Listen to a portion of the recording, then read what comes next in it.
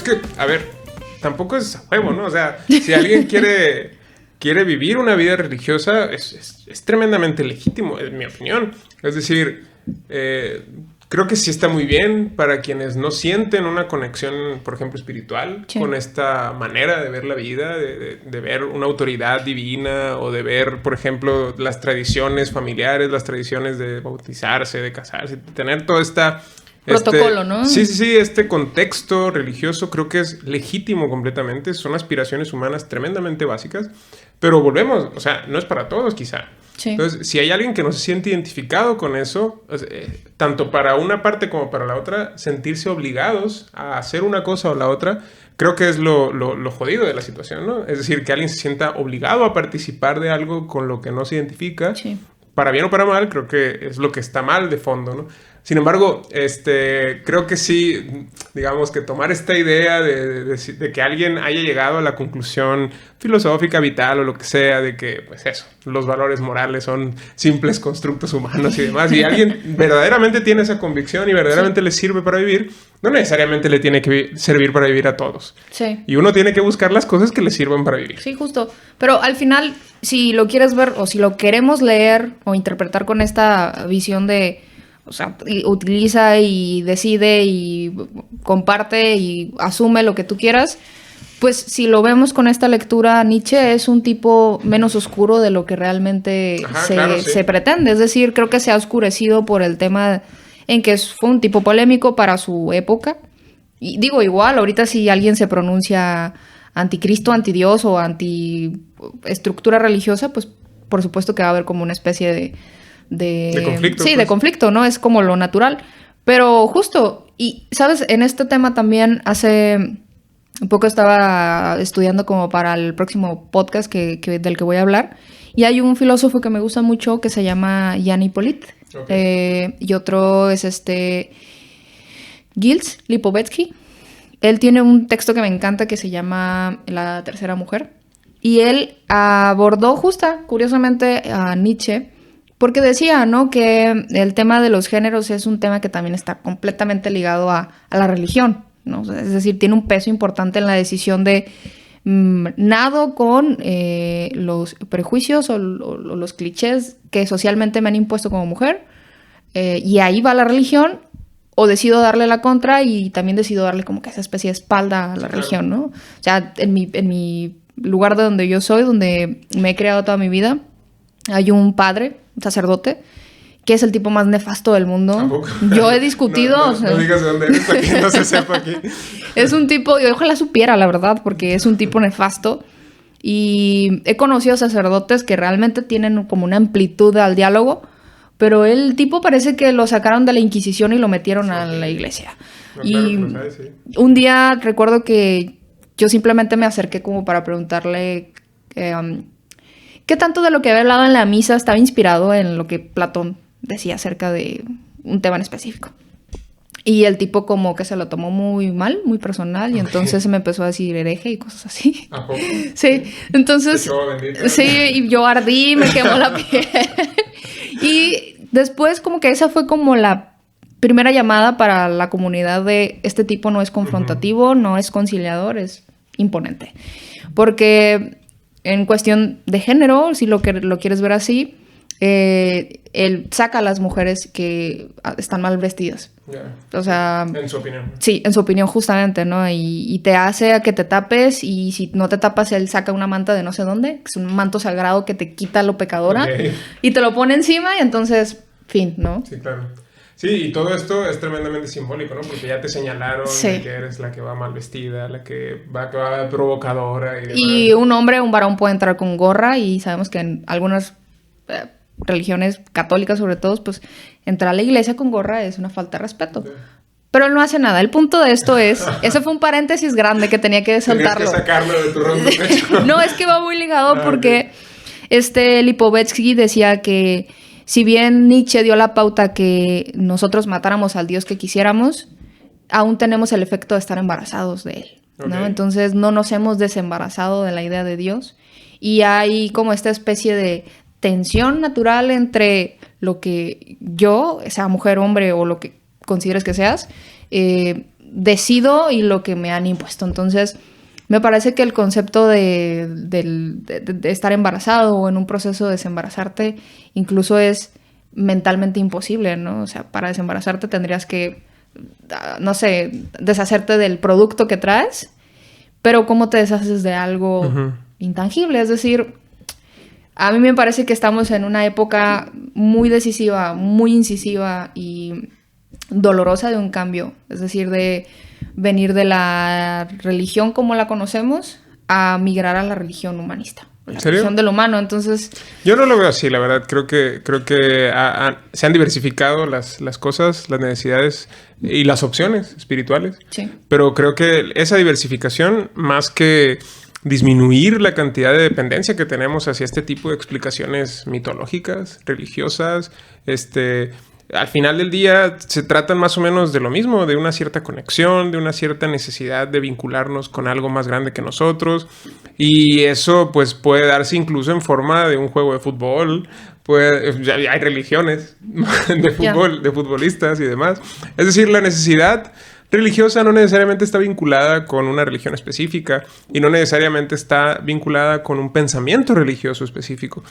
Creo que esos vacíos eventualmente que tenemos todos y que sentimos, esos vacíos de sentido que tenemos en la vida, que normalmente son llenados por este tipo de opciones de religión, pues finalmente se llenan con algunas otras cosas, ¿no? Y hay muchas opciones para llenarlos.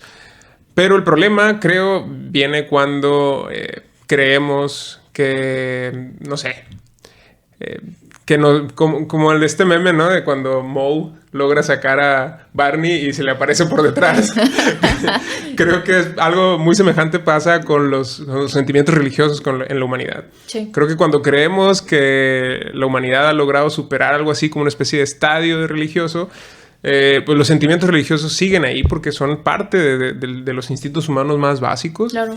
Y ese impulso, esa necesidad, no pienso que haya disminuido, al contrario. Creo que conforme más se amplifican la desconexión que tenemos, por ejemplo, con los avances tecnológicos y demás, muchas cosas, muchas necesidades de sentido vital van a tener que ser llenadas de otra manera. Porque pues sabemos de antemano que discursos como la ciencia, como las matemáticas, la física, no nos pueden decir cómo vivir la vida.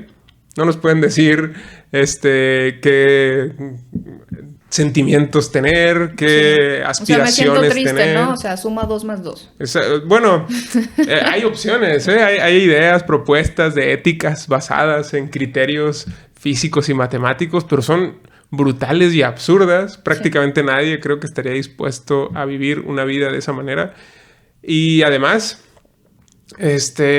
lo que sabemos, lo que conocemos, la historia que tenemos hasta ahorita es que los seres humanos estamos constituidos fundamentalmente de pasiones, de impulsos, de tensiones, de pulsiones. Y una de ellas es el sentimiento religioso. Yeah. Que el problema es que luego se manifiesta de formas bastante no tan agradables quizá para todos. Y eso es lo que habría que seguir pensando y reflexionando y hablando de estos temas. Pero yo creo que no estamos yendo hacia una sociedad menos religiosa. No, al contrario. Quizás si yo lo expresé de una manera inadecuada. A lo que voy es que, digamos que la forma en que percibimos o percibíamos o se percibe a Dios, a esta deidad, a Pero tú personalmente, ¿tú lo sientes así? ¿Tú crees que en tu vida personal ha cambiado la idea que tú tenías de Dios? Completamente. ¿Sí? Bueno, creo que yo y tú y muchas personas seríamos muchas personas que como que le han rascado o se han cuestionado el tema de la espiritualidad o de la religión. Seríamos como una excepción porque al final se ha abordado mucho de manera polémica el tema de la teología, por ejemplo, ¿no? Sí. Una cosa es que tú tengas una fe que te permita racionalizarlo y otra cosa es que tú tengas una fe desmedida, fanática. Pero a eso iba, porque por más que seas un experto en teología y en medioevo y que sepas los textos de Santo Tomás de Aquino de memoria y la Biblia de memoria, por más que tengas eso, de hecho, eso no te convierte en un creyente. Y tampoco te convierte en alguien que vive, por decirlo así, una vivencia espiritual o una vivencia religiosa. Me parece que son dos cosas totalmente distintas. El reflexionar y el vivir, por decirlo así, una experiencia religiosa. Y creo que la experiencia religiosa como tal es mucho más compleja que lo que puede expresarse a través de los textos. Por ejemplo, el propio Santo Tomás de Aquino, él de hecho dejó de escribir hacia el final de su vida porque tuvo una experiencia religiosa bastante interesante, mística, tuvo un éxtasis, así se suele conocer a estos eventos religiosos. Tuvo un éxtasis y pues eso le pareció algo burdo todo lo que había escrito y pues prefirió no escribir más. ¿Y hizo lo que yo? ¿A qué te refieres? Quemó libros. ¿Tú crees? ¿En serio? No quemó libros. No, pero creo que quemó su biblioteca. No estoy seguro de la historia.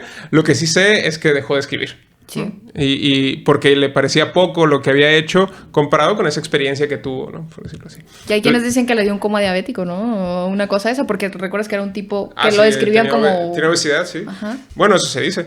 Pero el punto al que quería llegar es eso, que la experiencia religiosa y la vivencia de algo así como Dios es tremendamente ajena y tremendamente distinta de lo que podríamos llegar incluso a reflexionar toda la vida sobre el tema. Sí. Son cosas completamente separadas y fundamentalmente la religión está basada en el sentimiento religioso, el sentimiento comunitario, en la esperanza y demás, que son, insisto, emociones muy básicas que todos tenemos, que todos compartimos, que todos buscamos y que si no nos las da, no nos las provee un discurso como una religión específica, esas necesidades las seguimos teniendo y necesitamos cubrirlas de otra manera, con otras formas y a saber si son mejores alternativas las que podamos encontrar allá afuera. Es decir, el problema es que los vacíos se llenan y muchas veces los vacíos se llenan de cosas que quizá no preferiríamos si hubiéramos decidido antes ese tipo de cosas.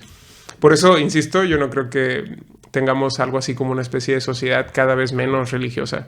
Creo que incluso podría estarse amplificando, ¿no? esta cuestión. De hecho, eso se creía, ¿no? Con la Ilustración. Es que existía la idea, todavía hasta principios del siglo XX podemos encontrar, bueno, incluso yo creo que hasta el día de hoy podemos encontrar documentos oficiales en donde se considera que la educación, la ciencia, las matemáticas y todo esto va a lograr algo así como la destrucción de los mitos, de las ideologías, y que vamos a, por lo tanto, a tener una sociedad más ilustrada, más civilizada, más llena de gente educada y demás. Sí. O sea, la idea, el prejuicio ilustrado de que la educación, la ciencia y demás logra algo así como una superación de estos sentimientos religiosos originarios, de estos sentimientos básicos. Yo creo que no es el caso. No, y me parece que nos falta muchísimo para conseguirlo.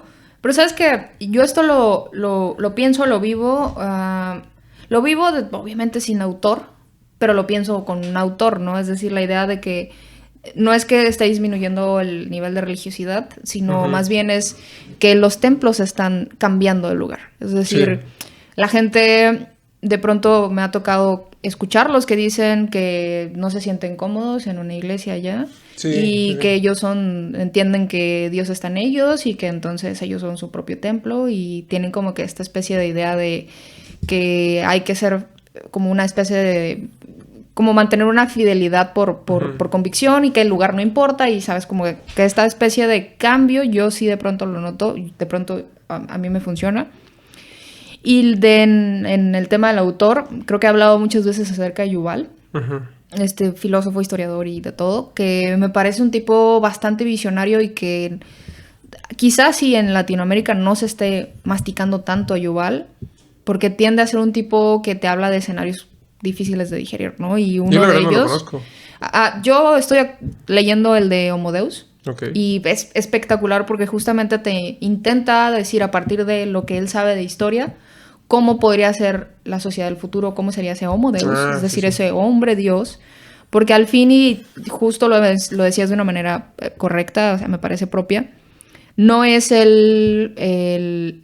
religiosidad lo que cambia, sino más bien a quién le rendimos culto. Claro. ¿No? Es decir, según Yuval, y me parece que esto es como una cuestión de sentido común de pronto, que nuestra disfunción cognitiva va a hacer más grandes los vacíos que de pronto podíamos manejarlos y al final vamos a necesitar como esta parte que nos rescate, pero ya no tenemos esa idea ortodoxa de un yo o de un Dios, sino más bien como de un Dios bastante, no sé, fragmentado, diversificado, que lo puedes encontrar en las plantas, en lo medicinal, en el yoga, en lo que tú te imagines, ¿no?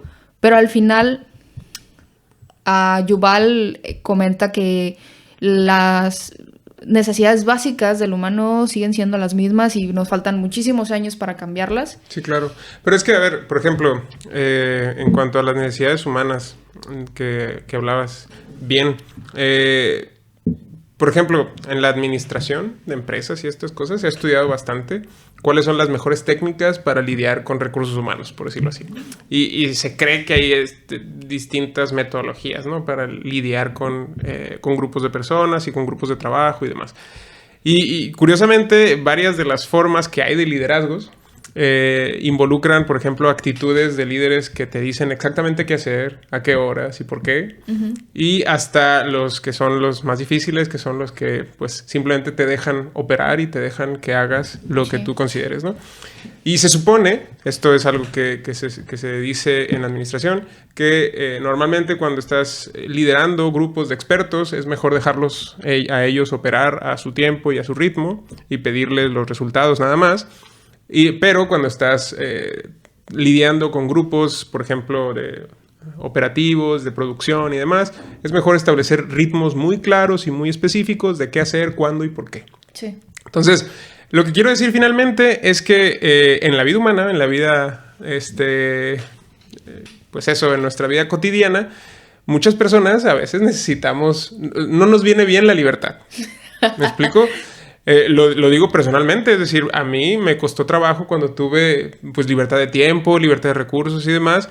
Me costó bastante trabajo organizarme y ser productivo, porque es bastante más sencillo algunas veces que te digan qué hacer, a qué horas, cuándo lo tienes que entregar y por qué, y listo, obedeces y ya está. Sí. Pero luego lidiar con la responsabilidad de tomar tú las decisiones, de tomar tú tu tiempo y demás, y de pasarte 3 días viendo TikTok y sin haber hecho nada y enfrentarte a la cruda realidad. Es como los Sartre, ¿no? Es decir, estamos condenados a ser libres, sí, a ser libres. Y en ese sentido la libertad no es un yugo tan fácil de llevar. Entonces, por eso creo que la religión cumple esa función para muchas personas, ¿no? Es decir, que una persona que no quiere, ni pretende, ni tiene por qué decidir todos los aspectos de su vida y que simplemente quiere vivir su vida de acuerdo con un sistema de creencias, con un sistema de valores, es bastante tranquilizador que te digan que estás haciendo bien las cosas, que estás haciendo lo que tienes que hacer, qué es lo que tienes que hacer, y eso te exime de alguna manera de la responsabilidad de tomar decisiones. Claro. Y eso, creo, es un servicio que produce, digamos, algo así como la religión, que para muchas personas, insisto, es de mucho valor.